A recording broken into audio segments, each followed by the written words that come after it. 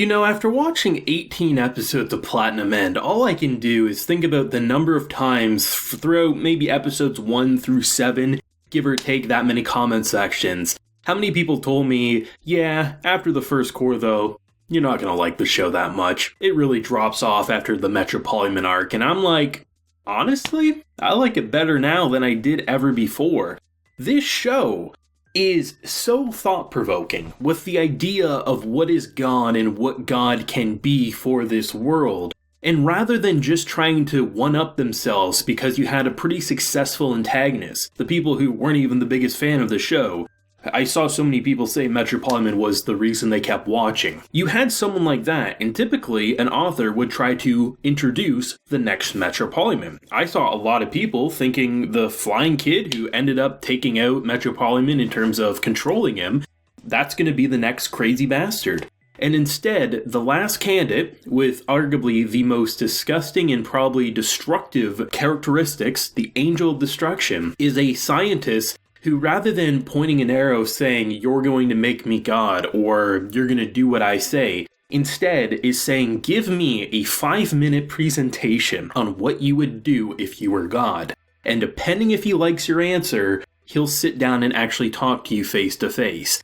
That is incredible, because not only do you now have the army pointing attack helicopters at them, the same man who is demanding this presentation has the phone number of the Prime Minister and can say, drop it and give me 24 hours. I thought at first he shot him with a red arrow, but it seems like no, it's just because of his Peace Prize and that just gave him status from everything. But still, this shit's interesting. This is really compelling to me. And honestly, at this point, if people still aren't liking Platinum End, I don't want whatever it is they're smoking, because I'm loving this show and the messages it's kind of giving. Because the natural assumption when they had their Last Supper or their final meeting, or what should be their final meeting, as they basically tell the last candidate to do what they want. Of course, the 6 episodes left to go, it couldn't be too easy, but at the same time, imagining 6 episodes of just someone as gone and what they would do, that's a compelling arc right there. But the fact that it wasn't Mirai that they settled on, it was Shuji, this kind of suicidal kid, which,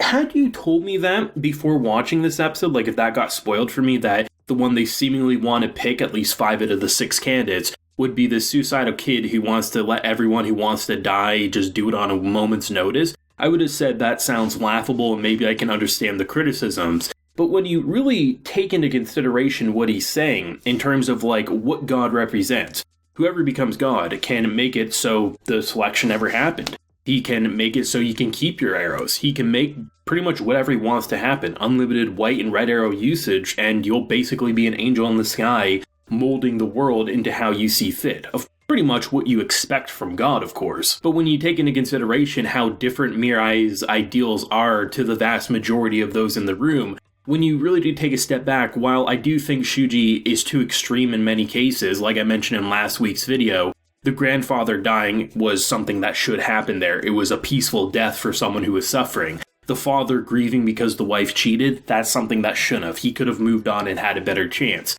But when you think about how he's kind of approaching that, right? Because he's saying, I want to give people the choice. I want to observe and I want to take away things when people are doing things that are incorrect. And you start seeing how he's pretty much saying okay, Mirai doesn't want anyone to have arrows because being able to control society like that, that's not happiness. So what if I let the people who still need the arrows, like this kind of bimbo character who pretty much is just going with the flow, and then I'll take them away when they don't need them. It's an interesting concept because even Saki herself pretty much agrees with picking someone like that, because Mirai and Saki want to be together. I mean, it's pretty clear at this point that the red arrow wasn't the only reason why she had sort of feelings for him. I mean, just look at the hand-holding scene when they're flying away and the kind of subtle remarks about, are they together? How the hell should I know? Or the other subtle remark I really liked when they first started up, I forget the exact phrase. It was something like she looks at Shuji and is like, hey, are you in your second year edgelord phase? And I'm like, that is probably the most spot-on description you could probably give the damn kid. But it was so interesting watching them sit in a room, and I've mentioned it over multiple series that I've covered.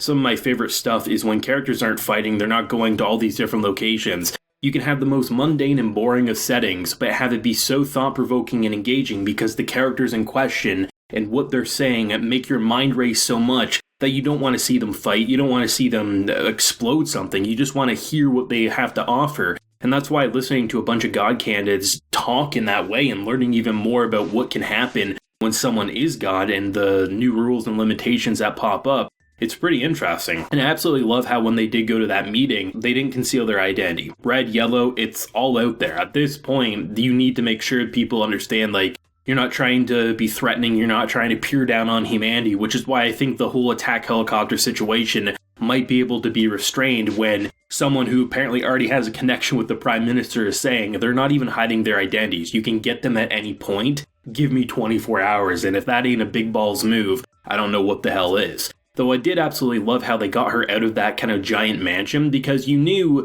as it stands anyway, this couple that we've been following, they're on our side, even though there's definitely suspicion. At this point, I kind of still feel like they are genuinely good people, and maybe it was just kind of like a red herring, a misdirect to make us think that, oh, a sinister man in glasses who seems to want to help God candidates might actually turn out evil. Still could happen, but that parting scene when he shook Mirai's hand saying, like, you know, once God's picked, there's a good chance I won't remember this, so he's basically bidding him farewell in that moment, which I really like. But I do really like how they got him out of that, because it looked like he was working against her the whole time, face value, but he pretty much set up the wig in the right room, taking out the security camera, breaking down the bulletproof window by getting the frame there, and just being able to get her out of there because she didn't have wings at that moment, and the way they ultimately bribed her into leaving that room is by giving her wings, which was really, really cool. Like, I mean, people are entitled to their opinions, of course, but I mean, this has been a show that it's almost like in the back of my mind, I've been like, man, I must be missing something here. This must be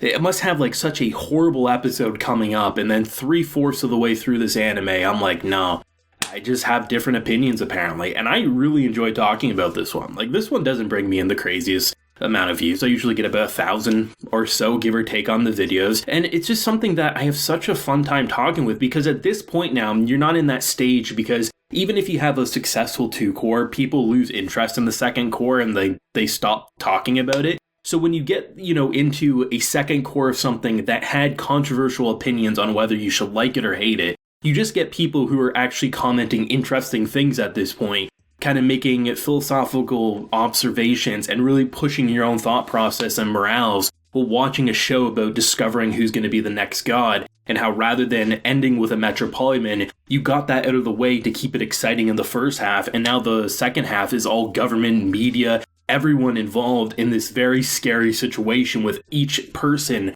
responding differently. You saw protests in this episode of people saying, why would you want lunatics to decide our fate? And then you had the cult following of wanting said lunatics to decide their fate. This shit's awesome. I'm loving Platinum Man, and I'm so excited to see how it's all going to conclude in the next 6 episodes. Thoughts and feelings down below. Leave a like if you enjoyed and subscribe if you're new around here. Until next time, everyone, please take care and have a good one.